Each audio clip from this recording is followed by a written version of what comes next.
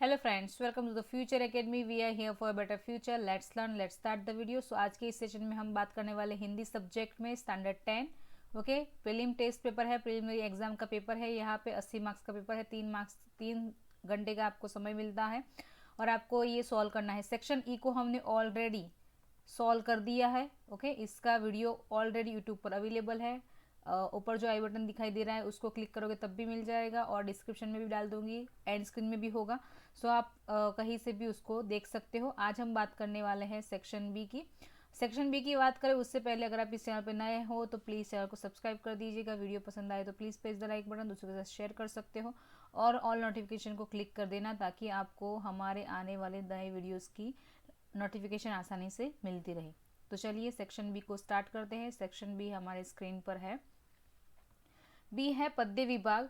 निम्नलिखित प्रश्नों के नीचे दिए गए विकल्पों में से सही विकल्प चुनकर उत्तर लिखिए। 3 मार्क्स का आपका यहाँ पे क्वेश्चन बनता है। ये पहला है, प्रभु जी अगर बादल है तो वक्त क्या है? बरसात है, चकोर है, मोर है या पानी है? तो बादल है तो मोर आएगा, क्योंकि मोर जैसे बादल को देखते रहता है वैसे ही रविदास जी कहते हैं कि अगर भगवान बादल है तो वक्त क्या है? मोर है। नंबर 16 है, यमुना नदी का दूसरा नाम क्या है? गंगा है, सरस्वती है, तापी है या कालिंदी है? तो यहाँ पोयम में ही लिखा है कालिंदी कुल, यानी यमुना नदी का जो तट है उसको कालिंदी कुल कहा जाता है। तो कालिंदी यमुना नदी का दूसरा नाम है, उसका दूसरा नाम है, पर्यायवाची कह सकते हो। नंबर 17, कृष्ण ने किस ग्रंथ की रचना की थी? महाभारत की रचना की थी उन्होंने, भगवत गीता की, रामायण की या स्कंद पुराण की? तो यहाँ पे श्री कृष्ण भगवान ने भगवत गीता की रचना की थी। नंबर 18 है, सवये काव्य के कवि का नाम क्या है? मीराबाई या रसखान है? तो रसखान जी ने सवये लिखा है। सास ने मीरा को क्या कहा? तो उन्होंने कहा ये कुलनाशिनी है, बावरी नहीं कहा था। और बावरी तो बागा की आती है ना जेठालाल में। नेक्स्ट है, भारत का भाल क्या है? हिमालय है या गिरनार है? तो भारत का भाल यानी मस्तिष्क, और भारत के मैप में अगर देखो तो इसका मस्तिष्क क्या है? हिमालय। ओके, सो यहाँ तक हमने देख लिया है। आगे बढ़ते हैं हम और क्विकली आपको इसका करा देते हैं। चलिए नेक्स्ट है, निम्नलिखित वाक्यांशों में से सही वाक्यांश चुनकर विधान पूर्ण कीजिए। नंबर 21 है, इसकी छाया में, किसकी छाया में? तो इसकी छाया में मैंने था निज होश संभाला, तो इसकी शीतल छाया में। ओके, शीतल शब्द आएगा। खरा भागा क्योंकि शिकारी कुत्ता उसके पीछे पड़ा था, जंगल में आग लगी थी या खाना खत्म हो गया था? तो आंसर आएगा शिकारी कुत्ता उसके पीछे पड़ा था। अमीर खुसरो की पहेली में समोसा क्या नहीं था? तीखा था, तला नहीं था या अच्छा नहीं था? तो तला नहीं था, यानी उसको फ्राई नहीं किया गया था। और जूता का जो तला होता है वो तला नहीं होता। तो यहाँ पे तला शब्द का यहाँ पे व्यंग किया था अमीर खुसरो ने उनकी पहेली में। तो यहाँ पे आंसर आता है बी। नेक्स्ट है, निम्नलिखित प्रश्नों के उत्तर एक वाक्य में लिखिए। तो पशु योनि में जन्म मिलने पर कवि क्या करना चाहते हैं? अगर रसखान कहते हैं अगर उनको पशु योनि में जन्म मिलता है तो वो गोकुल गांव के ग्वालों के बीच में गाय के रूप में रहना चाहते हैं और वहाँ पे वो उसी जगह पे रहना चाहते हैं जहाँ कृष्ण भगवान रहा करते थे।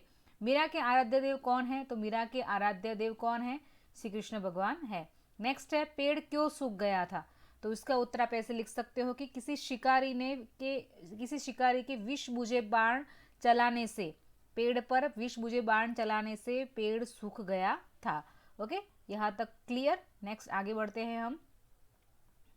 चलिए, निम्नलिखित प्रश्नों के उत्तर 5 वाक्यों में, 4-5 वाक्यों में आपको लिखना है। पहला है यहाँ पे, ढोंगी साधु मौन व्रत क्यों धारण करते हैं? ढोंगी साधु मौन व्रत धारण क्यों करते हैं? क्यों? क्योंकि कोई ज्ञानी व्यक्ति उनके सामने आ जाए और वो उनके साथ तर्क करना चाहे, उनके साथ बात करना चाहे, तो यहाँ पे वो ऐसी तर्कों से बचने के लिए, इस प्रकार के प्रश्नों से वो अभिज्ञान होते हैं, उनको पता नहीं होता कि इसके आंसर्स क्या है। सो ऐसे तर्क करने वाले विषय जब उनके सामने आते हैं तब ऐसे जो ढोंगी साधु होते हैं वो ऐसे अवसर पर हमेशा धर्म संकट पैदा हो जाता है उनके सामने, और ऐसी परिस्थिति में वो हमेशा उसका निवारण यही होता है उनके पास कि मौन व्रत धारण कर दिया जाए। आपको काफ़ी सारी मूवीज़ में दिखाया गया है कि जब ढोंगी साधु का कोई पर्दाफाश करता है तो ऐसा ही करता है। जब उनसे उनके साथ तर्क किया जाता है तो वो मौन धारण कर देते हैं और वो कहते हैं कि आज के दिन तो हमारे स्वामी जी का मौन है तो वो बात नहीं कर सकते।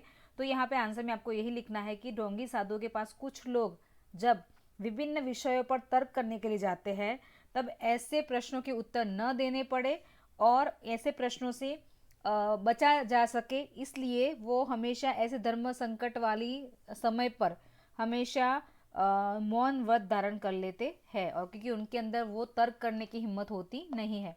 इसके ऑप्शन में आपके पास नंबर 27, मीरा के पदों के आधार पर, मीरा के पदों के आधार पर सदगुरु की महिमा का आपको वर्णन करना है। तो यहाँ पे मीरा कहती है कि बिना गुरु ज्ञान न होई, यानी बिना गुरु के ज्ञान नहीं मिल सकता। उन्होंने कहा है कि मीरा कहती है कि उनके जीवन में सदगुरु का महत्व बहुत ही ज़्यादा है।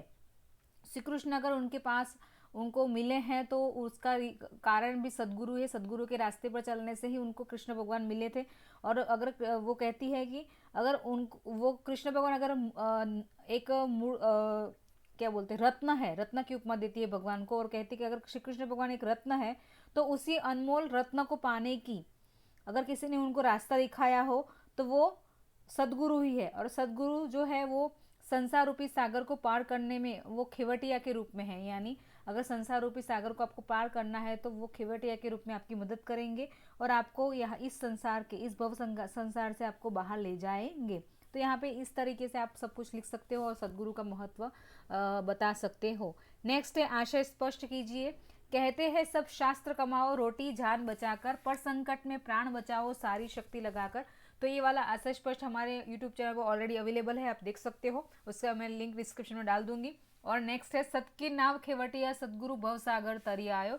सो ये वाला भी यहाँ पे हमारे डिस्क्रिप्शन में डाल दूंगी, ये भी हमने कर लिया है, सारे आशय स्पष्ट जनरली हमने कर दिए हैं। ओके, तो इसमें भी सदगुरु की महिमा के बारे में ही बात की है कि सत की नाव खेवटिया सदगुरु। ओके, सच्चाई मनुष्य का सबसे बड़ा गुण होता है और सच्चाई को सत की नाव यानी सच्चाई की नाव कौन खेवटता है, खेवटिया यानी चलाने वाला सदगुरु भवसागर तरिया यानी भवसागर को पार कर देता है। ओके, सो यहाँ तक था ये आपका सेक्शन बी। हम सेक्शन सी पर जाएंगे और उसको भी सॉल्व करेंगे नेक्स्ट सेशन के अंदर। तब तक आप लोग सेक्शन बी को ठीक से देख लीजिए और उसको समझ लीजिए, फिर हम बात करेंगे व्याकरण विभाग की सेक्शन सी की बात करेंगे। Okay, so thank you so much all of you for joining this session. I hope कि वीडियो आपके लिए हेल्पफुल रहा होगा। अगर पसंद आया है तो क्या करना है, लाइक करना है, शेयर करो दोस्तों के साथ ताकि और लोग भी इसके साथ जुड़ सके और वीडियोस को देख सके, समझ सके, पढ़ सके और बोर्ड में अच्छा स्कोर लाना है आपको। ठीक है, तो चलिए मिलते हैं नेक्स्ट सेशन में सेक्शन सी के साथ। तब तक टेक केयर, बाय।